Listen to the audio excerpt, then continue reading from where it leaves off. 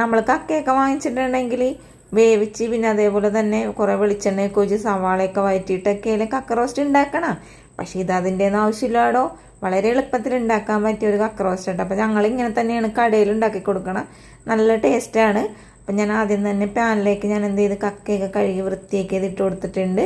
കുറച്ച് വെള്ളം ഒഴിച്ച് അതേപോലെ തന്നെ മഞ്ഞപ്പൊടിയും പിന്നെ എന്താണ് ഉപ്പും ഇട്ട് കൊടുത്തിട്ടുണ്ട്. ഇനി ഇതിലേക്ക് പച്ചമുളക് 2-3 കീറി ഇടണം കേട്ടോ. അത് ഇട്ട് കൊടുത്തതിന് ശേഷം ഞാൻ എന്ത് ചെയ്ത് എല്ലാം കൂടി ഇളക്കി കൂട്ടിയിട്ടുണ്ട്. അപ്പോൾ കക്കയിൽ നിന്ന് വെള്ളം നന്നായിട്ട് ഇറങ്ങി വരും. അതുകൊണ്ടാണ് ഞാൻ കുറച്ച് വെള്ളം ഒഴിച്ചുള്ളൂ.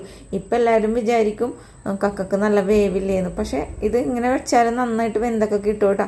എന്നിട്ട് കുറച്ച് നേരം മൂടിയൊക്കെ തുറന്ന് ഇളക്കി കൂട്ടിയതിന് ശേഷം ഒരു സവാള വലുത് അതും പിന്നെ കറിവേപ്പില, ഇഞ്ചി വെളുത്തുള്ളി പേസ്റ്റ്, കുരുമുളക് പൊടി, മീറ്റ് മസാല, കുറച്ച് വെളിച്ചെണ്ണ ഒഴിച്ച് കൊടുത്തിട്ടുണ്ട്. എന്നിട്ട് എല്ലാം കൂടി ഒന്നും കൂടി ഇളക്കി കൂട്ടിയെടുത്ത് ഇതിൽ മല്ലിയില ഉണ്ടെങ്കിൽ ഇടാട്ടോ. മല്ലിയില ഇട്ടാലും ഒന്നും കൂടി ടേസ്റ്റ് ആകും. പക്ഷേ നമ്മുടെ അടുത്ത് അന്നേരത്ത് മല്ലിയില ഉണ്ടായിരുന്നില്ല.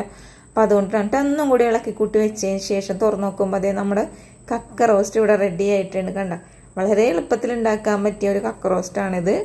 ഇനി കക്കയൊക്കെ വീട്ടിൽ മേടിക്കുമ്പോൾ ഇതേപോലെയൊക്കെ ഉണ്ടാക്കി നോക്കുക, നല്ല ടേസ്റ്റാണ്.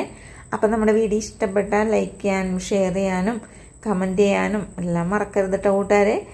അപ്പോൾ ഇനിയും നല്ല വീഡിയോസായിട്ട് ഇനിയും നാളെ വരുന്നതായിരിക്കും.